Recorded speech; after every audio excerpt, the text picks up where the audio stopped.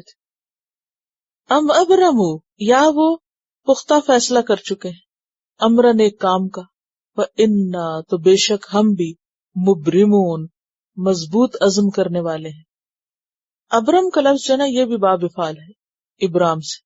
Abram کہتے ہیں کسی معاملے کو محکم اور مضبوط کرنا، کسی معاملے کو پکا کرنا، دو رسیوں کو ملا کے بٹنا. رسی کو اگر آپ کھولیں تو وہ کیا ہوتا ہے، ایک سیدھا دھاگا ہی ہوتا ہے نا، اور وہ دھاگا آپ چاہیں تو آرام سے توڑ لیں. لیکن جب دو دھاگے ملا کر بل دے کر رسی بٹی جاتی ہے تو آپ جو چاہیں کریں آپ اس کو توڑ نہیں سکتے ہاتھ سے. تو جب بہت سارے لوگ مل بیٹھ کے آپس میں ڈسکس کر کے کوئی پکا فیصلہ کر لیں تو وہ فیصلہ بھی کیسے ہو جاتا ہے، بٹی ہوئی رسی کی طرح ہو جاتا ہے. تو یہاں اشارہ ہے اہل مکہ کے سرداروں کی طرف کہ جو دار الندوہ میں جمع ہو کر آپ صلی اللہ علیہ وسلم کے قتل کے اور آپ کو جلا وطن کرنے کے مشورے کر رہے تھے، آپس میں ایک دوسرے کی ہاں میں ہاں ملا رہے تھے اور ایک دوسرے کا ساتھ دے رہے تھے. اور اب انہوں نے بس پکا فیصلہ کر لیا تھا کہ ہم یہ کام کر کے ہی چھوڑیں گے. حق کو قبول کرنے کی بجائے انہوں نے کیا سوچا کہ جو حق کی بات کرے اسی کا قصہ ختم کر دو. تو اب رمو تدبیر اختیار کرنا، پکا فیصلہ کرنا، یا وہ پکا فیصلہ کر چکے ہیں ایک کام کا، امرن ایک کام کا، فإنا مبرمون تو ہم بھی فیصلہ کرنے والے، ہم بھی پکا فیصلہ کر چکے ہیں. کس بات کا؟ تمہیں بھی نہیں چھوڑیں گے. جیسے سورۃ طور میں آتا ہے ام یریدون کیدن فالذین کفروا هم المکیدون، یا وہ چال چلنے کا ارادہ رکھتے ہیں تو جن لوگوں نے کفر کیا وہ تو چال چلے جا چکے ہیں، ان کے خلاف تو فیصلہ ہو چکا ہے.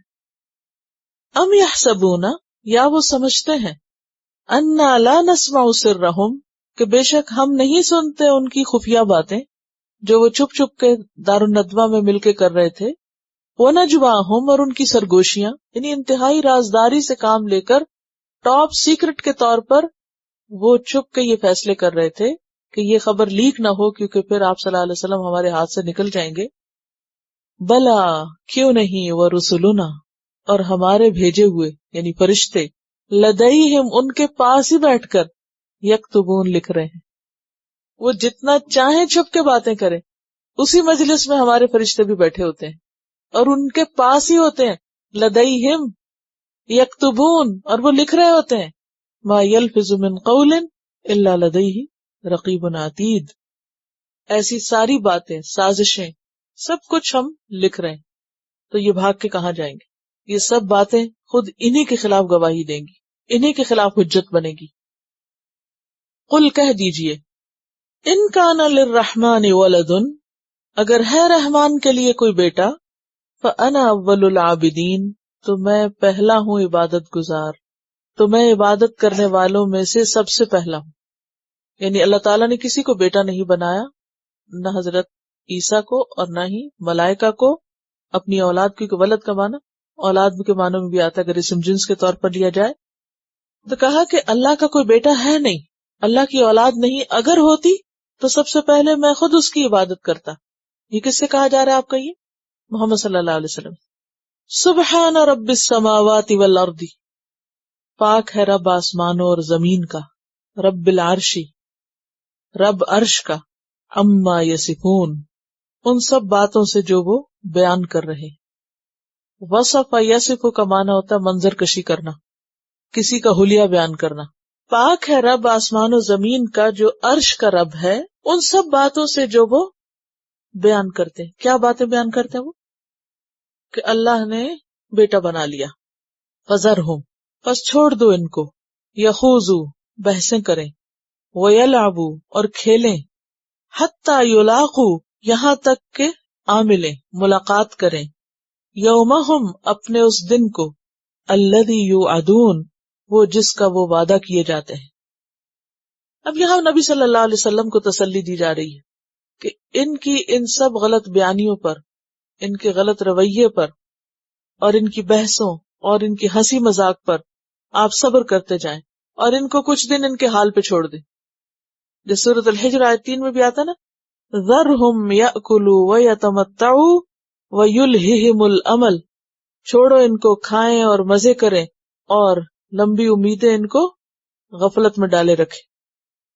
حتی یلاقوا یومہم، یہاں تک کہ وہ آ ملے اپنے اس دن کو، یعنی قیامت کے دن کو، الذی یوعدون، جس کا وہ وعدہ کیے جاتے ہیں. تو مراد اس سے کیا ہے؟ اس میں ایک دین کی دعوت دینے والے شخص کے لیے کیا پیغام ہے، ایک داعی کے لیے کیا سبق ہے کہ وہ اپنا کام کرتا جائے اور لوگوں کی مخالفت اور لوگوں کی باتوں اور لوگوں کی بحثوں اور ان کے انکار اور ان کے برے رویے اور ان کی سازشوں اور ان کی چالوں کی پرواہ نہ کرے. فَقُلْ اعْمَلُوا إِنَّا عَامِلُونَ، تم بھی اپنا کام کرو، ہم بھی کام کر رہے ہیں. اور فیصلہ ہو جائے گا ایک دن. کس بات کا فیصلہ؟ کون سچا کون جھوٹا ہے اور کون کیا کر رہا ہے. آج آپ دیکھیں کہ مسلمان اس سبق کو بھول گئے. فَذَرْهُمْ يَخُوضُوا وَيَلْعَبُوا. جب انسان کسی کو دین کی دعوت دیتا ہے، حق کسی کے سامنے رکھتا ہے، تو بعض اوقات وہ کیا کرتا ہے، اس میں ایسی بحثیں ڈال دیتا ہے یا اس کا ایسا مذاق اڑاتا ہے یا اس کے اندر ایسے نقطے پیدا کر دیتا ہے کہ اصل بات پیچھے چلی جاتی. جیسے آج کے لیسن کے شروع میں ہم نے دیکھا کہ بات کچھ ہو رہی تھی اور اس کو کچھ سے کچھ بنا کر موضوع ہی بدل دیا. اسی کا نام ہے یخوضوا ویلعبوا. ایسے میں انسان کو کیا کرنا چاہیے؟ اس کی وضاحت کرنے کے بعد زیادہ پیچھے نہیں پڑنا چاہیے. اس کے برعکس کیا کرنا چاہیے؟ جو بتانے کی بات ہے اسی پر توجہ رکھنی چاہیے. موسیٰ علیہ السلام کا کردار آپ نے دیکھا، رجل مومن کا کردار آپ نے سورۃ المومن میں دیکھا. ان سب کی تبلیغ کی نمایاں خصوصیت کیا تھی؟ وہ مذاق اڑانے والے جو مرضی کرتے رہے. فرعون نے ہر دفعہ بات بدلنے کی کوشش کی اور بیچ میں حامان سے کہنے لگا کہ اچھا تم ایک عمارت بناؤ تاکہ میں اس پہ چڑھ کے موسیٰ کے خدا کو دیکھوں. اور جب بھی موسیٰ علیہ السلام نے اللہ تعالیٰ کا تعارف کرانے کی کوشش کی تو اس نے اس میں ضرور اسی قسم کے کوئی لطیفے نکالنے کی کوشش کی.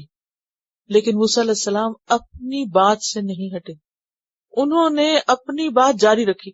ابراہیم علیہ السلام کا طرز عمل دیکھیں. کیا یاد ہے کسی کو جب نمرود سے مقابلہ ہوا تھا؟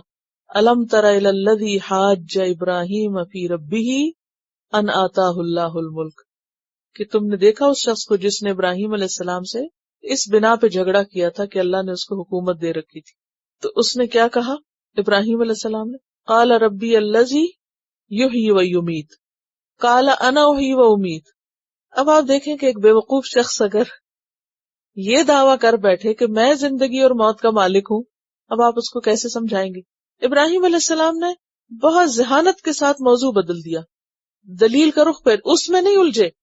کہا قال ربی الذی یأتی بالشمس من المشرق فأتی بها من المغرب فبہت الذی کفر. تو اس سے کیا پتہ چلتا ہے کہ دین کی دعوت دینے والے کو ہوشیار مغز ہونا چاہیے اور اس کو حد الوسع بحثوں سے پرہیز کرنا چاہیے. ہماری ناکامی کی بہت بڑی وجوہات کیا ہوتی ہیں کہ جب بھی ہم کسی مجلس میں دین کی بات کرتے، کسی کے سامنے کوئی اچھی بات پیش کرتے ہیں اور اگر وہ نہ مانے تو ہم لڑنے مرنے پر اتر آتے اور بحثیں شروع کر دیتے ہیں، اور اصل بات تو وہ کہیں دور رہ جاتی ہے اور بحثیں ایک جنگ و جدل کی شکل اختیار کر جاتی ہیں، تعلقات خراب ہو جاتے ہیں اور دین بدنام ہو جاتا ہے. اس سے پرہیز بے حد ضروری.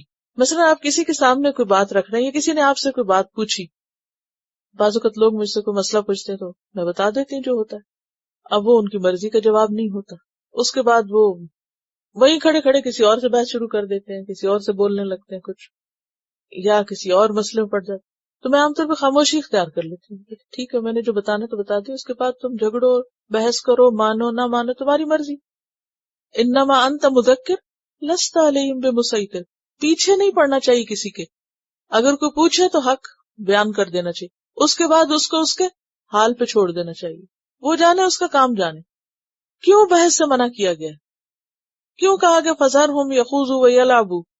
یہ ٹھٹھے اڑاتے ہیں، یہ تالیاں پیٹتے ہیں، یہ چیخیں مارتے ہیں، یہ شور ہنگامہ کرتے ہیں، بحثیں کرتے ہیں، حجت بازیاں کرتے ہیں، بال کی کھال اتارتے ہیں، کرتے رہیں.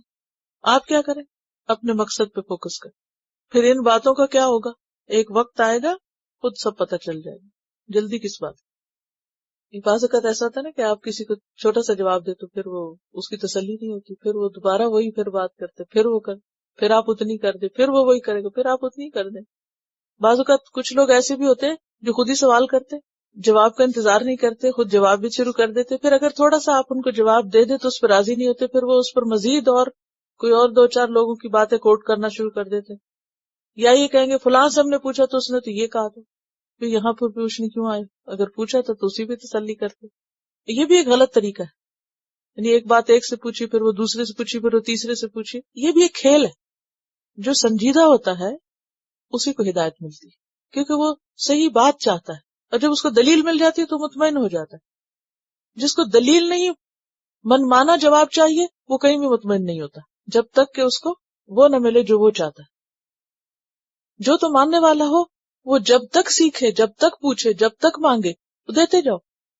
اور جس کا یہ مزاج نہیں ہے تو وہاں کیا کرنی چاہیے؟ بات کم سے کم اور کٹ ڈاؤن کر کے ختم، کیونکہ یہ دین سکھانے کا، یہ دین پھیلانے کا طریقہ نہیں۔